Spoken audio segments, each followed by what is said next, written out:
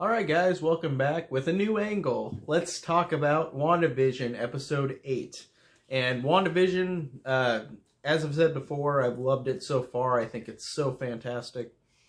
And looking at this episode right here, this one really gives a lot more backstory to the whole story of WandaVision, because we haven't really seen the full story of it yet. It's been a mystery, and this doesn't completely give everything away. I'm assuming there's going to be a lot more that's resolved, because I think there's only one more episode. I believe there's only 9. I think there's 9, but then I've heard that there might be another episode, so I honestly don't remember the truth of which is real, which is the right one. Is it 9 episodes or 10? But regardless, let's talk about what happened in this episode. And again, spoiler filled, just like usual. You immediately get the Agatha Harkness backstory of her being a witch, being able to suck the life out of everybody who tried to kill her at the stake. That was pretty cool. And I like that it was during the Salem witch trial, so she's been alive for a long time. That's pretty awesome. So she's seen a lot of shit in the Marvel universe. So I really enjoyed that. And I enjoyed, too, so much that you get Agatha Harkness, who's this, in the end of the last episode, was like the evil big bad. And then in this episode, she's telling Wanda, like, things to make Wanda better herself as becoming this thing that she's meant to be, this superhero. Which they refer in the last second as Scarlet Witch, which I knew is what her name was in the comics, but it's never been uttered in the Marvel universe until now. So I liked seeing another lens on Agatha Harkness, even though you just realized that she's the villain in the last episode.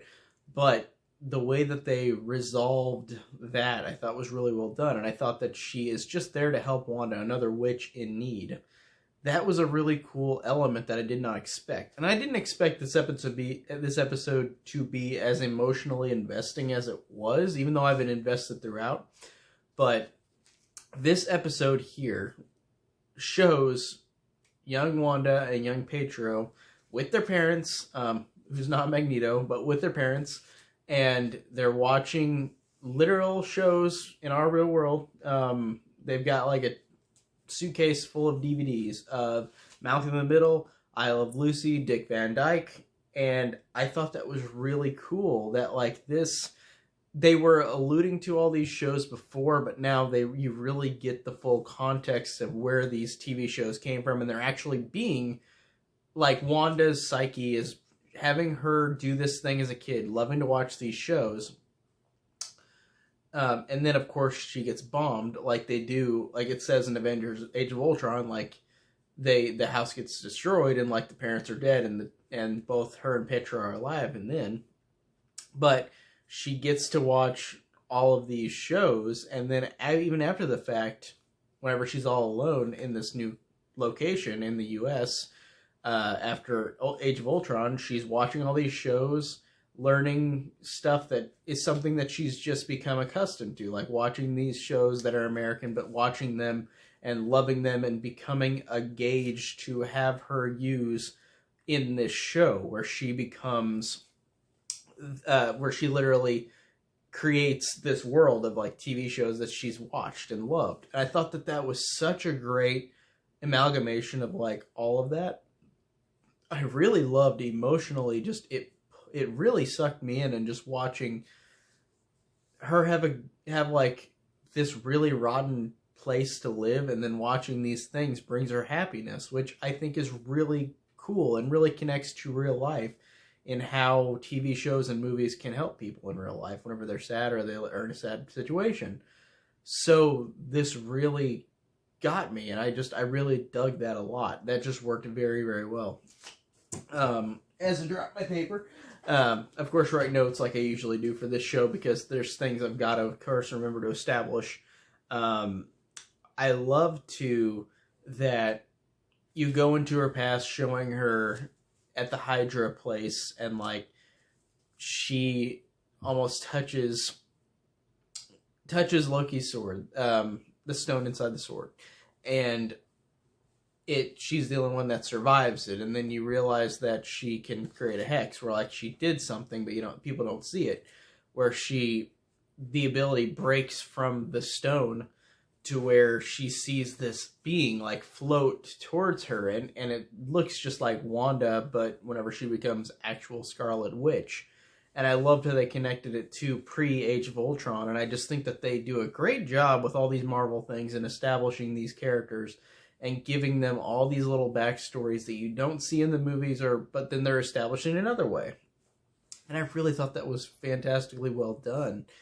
And just, again, her going into the past, having Agatha Harkness go and be her guide, take her to her past things to create herself and form this new person that she's going to become, which is Scarlet Witch. So that is such a really cool idea for the episode, and I really dug the episode overall.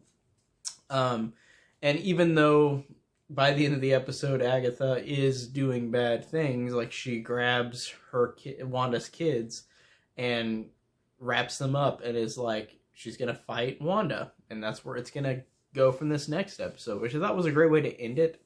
The episode surprised me because it didn't have any special cameos, which I just kind of expected in this episode, but we've got at least one more episode, so I feel like we're going to get something else.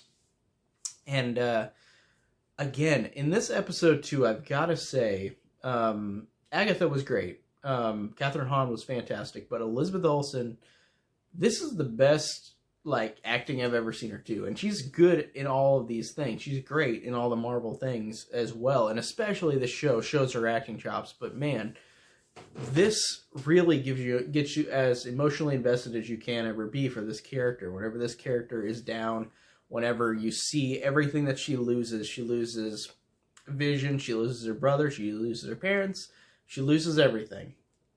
And the idea that she creates this WandaVision world where, like, it's all these shows, it just built so well because of the emotional establishment you had with Wanda.